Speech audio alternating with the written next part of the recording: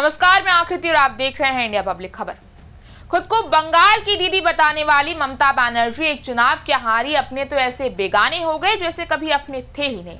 ममता दीदी ने तो कभी सपने में भी नहीं सोचा होगा कि जिन नेताओं को उन्होंने कभी सांसद और विधायक बनाया, सरकार में मंत्री बनाया, वही महज एक चुनावी हार के बाद ऐसा मुंह फेरेंगे जैसे दीदी को जानते तक नहीं।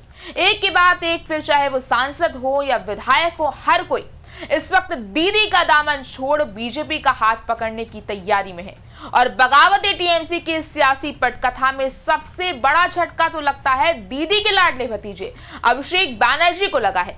तभी तो इतने दिनों बाद जाके उनका मौन व्रत टूटा है। दरअसल तृणमूल कांग्रेस में अंदरूनी कलह के बीच सांसद कल्याण बनर्जी ने गुरुवार को पार्टी के महासचिव अभिषेक बनर्जी पर उनके अहंकार और बदतमीजी को लेकर निशाना साधा। उन्होंने ममता बनर्जी को सीधी चेतावनी दे दी कि अगर पार्टी प्रमुख को लगता है कि वो अपने भतीजे के बिना पार्टी नहीं चला सकती तो वो पार्टी छोड़ सकते हैं। कल्याण बनर्जी के इस बयान पर शुक्रवार को अभिषेक बनर्जी ने कालीघाट स्थित आवास के बाहर एक प्रेस कॉन्फ्रेंस में जवाब भी दिया।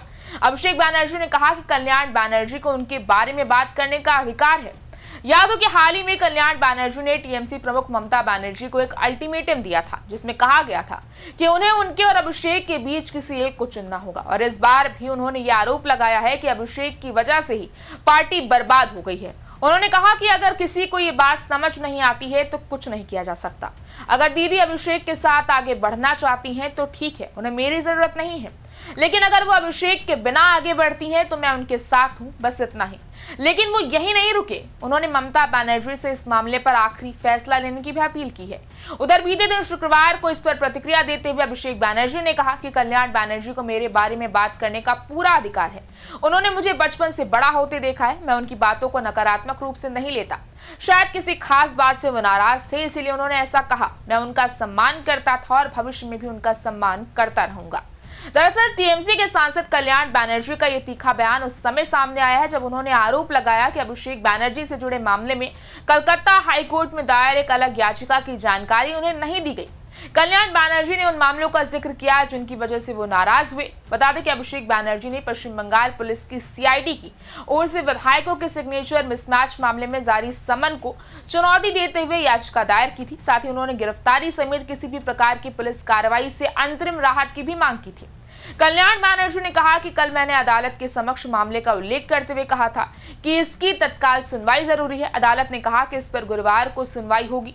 करीब 12:30 बजे एक वकील आया और बताया कि तलाशी और जब्ती को लेकर एक अलग याचिका भी दायर की गई है। बिना मुझसे सलाह किए गए ऐसा कैसे किया जा सकता है।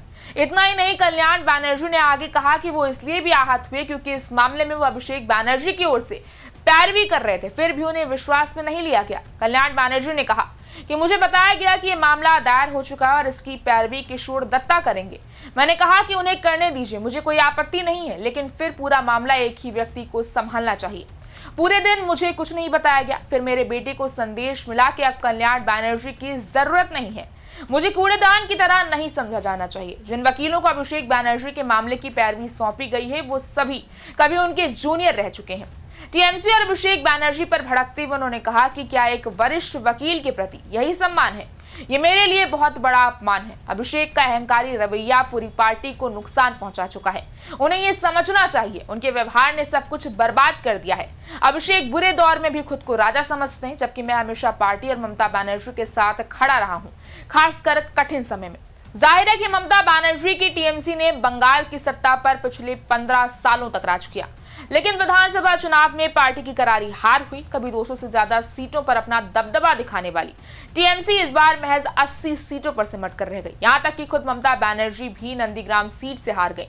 बीजेपी ने 208 सीटें जीतकर पहली बार बंगाल फतेह किया। वहीं मौजूदा मुख्यमंत्री शुवेंदु अधिकारी, जो कभी दीदी के सिपा सलाहकार थे, उन्होंने बंगाल की कमान संभाल ली।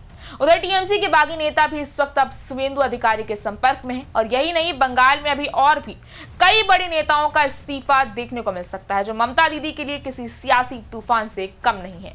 इस बारे में आपकी क्या राय है, आप हमें कमेंट सेक्शन में जरूर बताएं। इस वीडियो को लाइक करें, शेयर करें, चैनल को सब्सक्राइब करें। शुक्रिया।